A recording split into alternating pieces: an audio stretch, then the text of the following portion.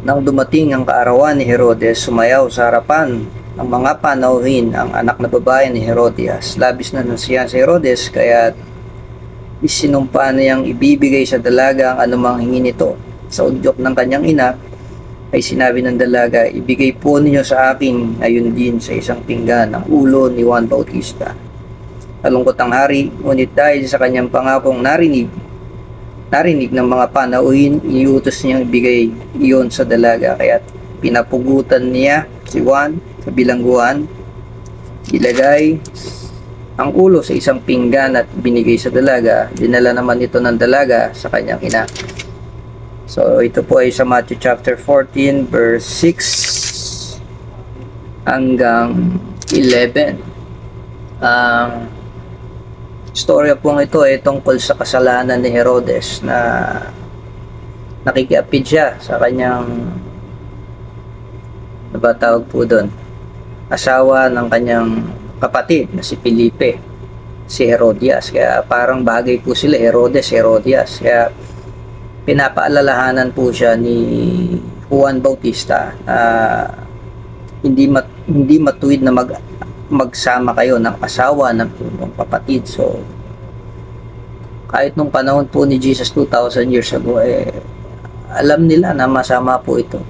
Hindi na kailangan i-memorize yun. Pero dahil hari po si Herodes, gusto niyang gawin kung ano mang gusto niyang gawin, at na-open siya dun sa paalala ni Juan Bautista, gusto niya ito ipapatay. Kaya lang di niya magawa dahil natatakot po siya doon sa mga Hudyo. Nakilikilala si Juan ng panahon na yon ng karamihan na isang propeta. Pero dumating yung birthday niya at yun nga po, parang nagsayaw yung anak ni Herodias na si Andre Brillantes, at masyadong natuwa itong si Herodes. Nagbitaw siya ng pangako na hingin ko ano man ang hingin at ibibigay niya. May mga panauhin po siya noon, siguro na talagang matataas din yung kalagayan sa buhay. At nung sa sulsol ni Herodias, yung kinakasama niya sa anak niyang babae, ilagay sa isang pinggan ang ulo ni Juan Bautista. Kaya nagtataka lang po ako bakit pinapugutan pa ni Herodes Juan. Ang request lang naman ilagay sa isang pinggan yung ulo ni Juan. Hindi naman kailangan pugutin siguro kung ilalagay lang naman sa pinggan yung ulo, pwede naman nakadapa. Kaya lang ginawa niya, pinapugutan niya pa at nilagay nga sa isang pinggan. Kaya doon po namatay si Juan Bautista. Ang lesson po dito ay number 1, a sin is a sin. Ang kasalanan ay kasalanan, di dapat baliwalain. Lalo na yung pakikiapid. Ito po yung number 1 na pinagmumulan ng away ng mag-asawa, at karamihan po sa Tulpo, mga sumbong. Ito yung paborito ni Tulpo, Senator Tulpo. Hindi na yung mga scam. Yung mga sumbong na third party, pakikiapid. At kahit nga po yung mga Muslim, ayaw nila na sa Pilipino po na kultura, ayaw nila na may kasalo kahit pwede na 2-3 asawa basta kayang suportahan. Kasi may tinanong po akong gano'n, ayaw niya rin, gusto niya siya lang. Lalo na kung nakikiapid at kapatid pa, asawa pa ng kapatid niya. So yung kasalanan ay kasalanan, at ang resulta po nito kung pipilit natin yung kasalanan, bandang huli ay kahit sa simula pa lang nakakasira na po ito ng buhay at gagawin lahat. Lalo na po si Herodias, dahil si Herodias ay isang gold digger. Ayaw niyang humiwalay dun sa hari dahil may benefits ang natatanggap siya. Siguro binaliwala niya yung asawa niya, si Felipe, at wala namang magawa si Felipe dahil hindi siya hari, kapatid niya ay hari. So ganun, nakakasira po ito ng pamilya, nakakasira ng buhay, at pwedeng makamatay ang pakikiapid. Dito po nagsisimula lahat yung mga krimen. Napabalitaan po natin sa mga balita na pinutol yung ganyan, pinatay dahil sa pakikapid. At pangalawa ay yung desisyon na hindi dapat nagdi-decide. Do not make a promise when you're emotionally high.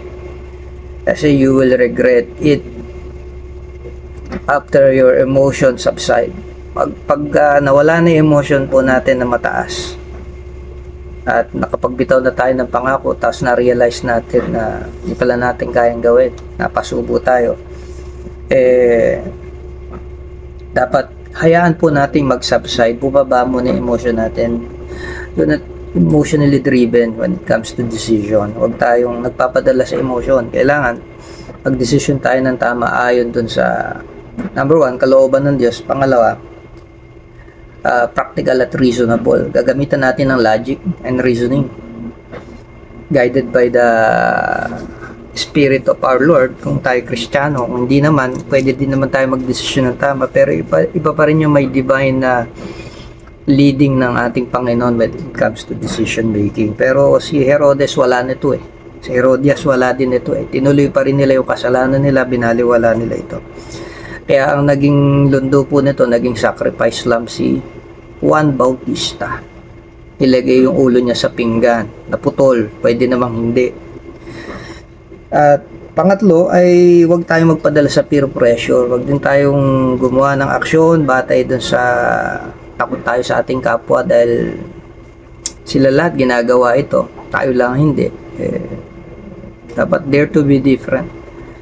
Yung kaso ni Herodes, nag-decide siya, nangako siya, tapos natakot siya dahil maraming mga panauhin na nakarinig sa pangako niya. Kaya ginawa niya, tinuluyan niya si Juan. So do not be like Herodes. Kaya ang dapat nating gawin ay sumunod tayo sa payo ng mga taong makadiyos. Makinig tayo doon sa mga nag-share ng salita ng Diyos, sa mga payo nila na galing sa salita ng Diyos. At wag nating ipilit yung mali, wag nating pagpatuloy yung kasalanan, at magkaroon tayo ng takot sa ating Panginoon, pagsunod sa Diyos dahil maiksi lang ang buhay, una-una lang. Huwag nating hayaan sa gitna ng ating kasalanan abutin tayo ng ating dead end.